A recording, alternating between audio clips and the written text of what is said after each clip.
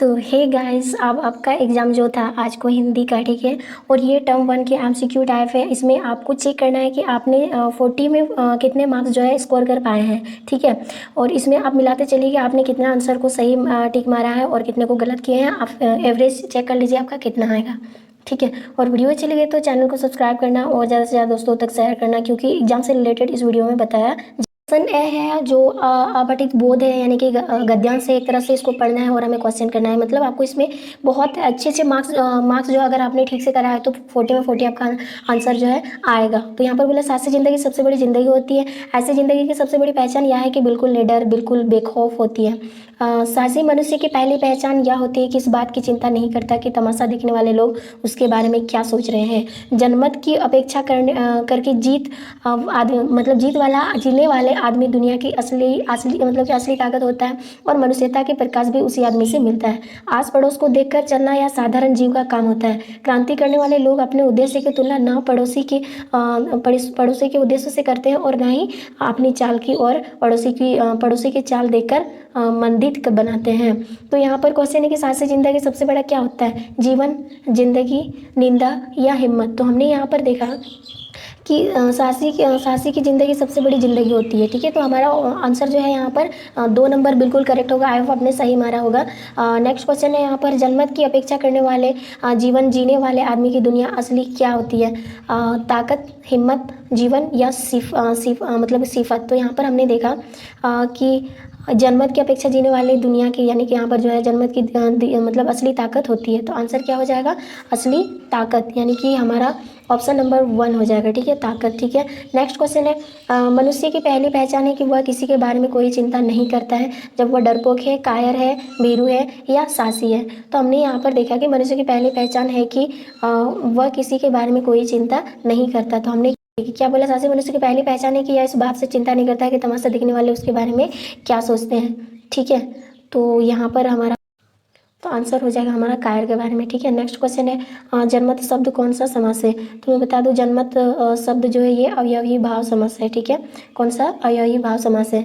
Next question है आस पड़ोस को देखकर चलना या किस प्रकार का है? साधारण, असाधारण, असामान्य या डरपोक। तो आंसर हो जाएगा मतलब कि साधारण जीवों की तरह। पर बोला है गद्यांश को ध्यानपूर्वक पढ़कर प्रश्न संख्या 6 से 10 के लिए सही विकल्प का चयन करें। तो पहला हंस लो दो क्षण की खुशी वरना जीवन भर कृदंत है। किसकी जीवन हंसी खुशी इस दुनिया में रहकर सभी रहकर बीता, यानी कि यहाँ पर बोला है फिर सदा सर्वदा संघर्षों का इस दुनिया में किसने जीता।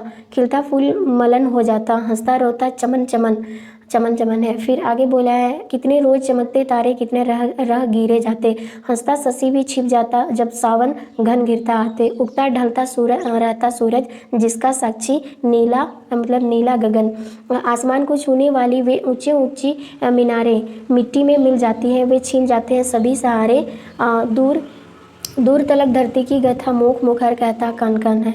हंस लो दो क्षण की खुशी मिली वरना जीवन भर क्या हो जाएगा? कृदंत हो जाएगा, यानी हमारा आंसर 6 नंबर का ये हो जाएगा। तो यहाँ पर दूर तलक किसकी गथा है? आकाश की, सागर की, धरती की या झरना की। तो मैं बता दूं यहाँ पर हमने देखा दूर तलक जो है धरती की गथा है। किसकी गथा है? हमारा आंसर हो जाएगा दूर तलक किसकी गथा है? धरती की गथा है। नेक्स्ट है नीला गगन। नीला गगन का एक शब्द क्या है? तो वह है नीलांबर, ठीक है। नेक्स्ट है खिलता फूल क्या हो जाता है? मलन हो जाता है, अमलन हो जाता है, गलीन हो जाता है, इनमें से कोई नहीं। तो आंसर हो जाएगा मलन हो जाता है, ठीक है। नेक्स्ट क्वेश्चन है जब सावन घन गिर जाते हैं तब कौन छिप जाता है? काशी, शशि, राशि या हंसी। तो आंसर हो जाएगा शशि छिप जाते हैं, ठीक है।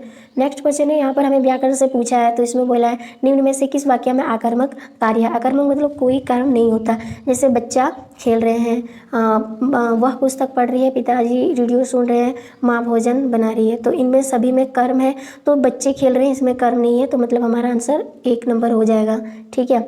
नेक्स्ट है निम्न में से कौन सा वाक्य सकर्मक क्रिया का उदाहरण है? मैं खेल रहा हूँ, वह पढ़ रही है, वह रोटी खा रही है या चिड़िया उड़ रही है। तो आंसर हो जाएगा वह रोटी खा रही है, ये हमारा कर्म सकर्मक क्रिया होगा। नेक्स्ट है गुरु का एक अर्थ होता है शिक्षक और दूसरा क्या होता है?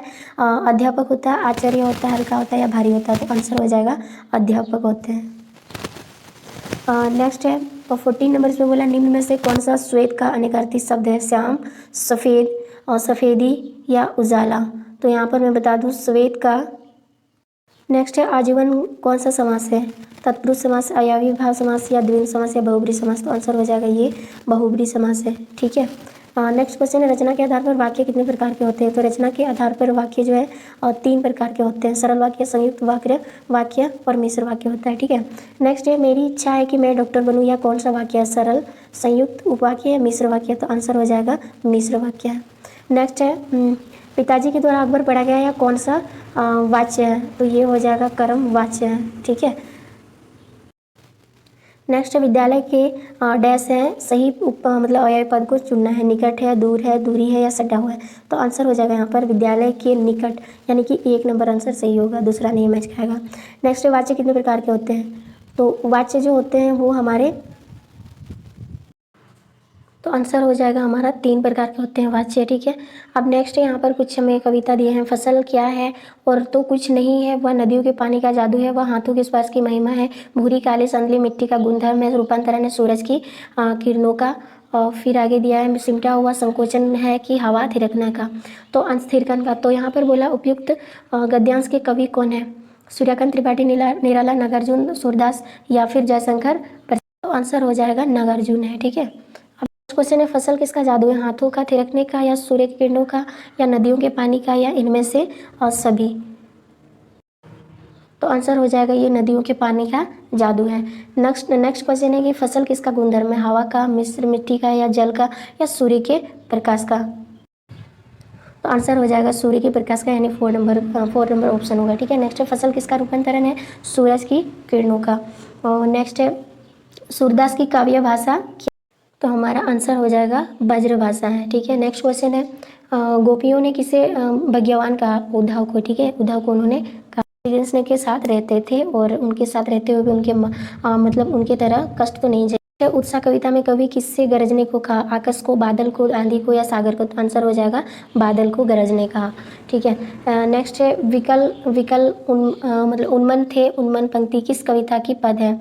उत्साह की, पद की, फसल की या अट नहीं रही? आंसर हो जाएगा हमारा ये उत्साह कविता से लिया गया है। फिर से हमारा पैसेज है हवलदार साहब को पान वाले एक देशभक्त का इस तरह मजाक उड़ाना अच्छा नहीं लगा, मुड़कर देखा तो अवाक रह गए, वह बेहद बूढ़ा मरियाल सा लंगड़ा आदमी, सिर पर गांधी टोपी और आंखों पर काला चश्मा लगाए, एक हाथ में एक छोटी सी संदूकी और दूसरे हाथ में एक बांस पर टंगे बहुत से चश्मे लिए अभी अभी एक गली से निकला था और अब वह बंद दुकान के सहारे अपने बांस टिका रहता था।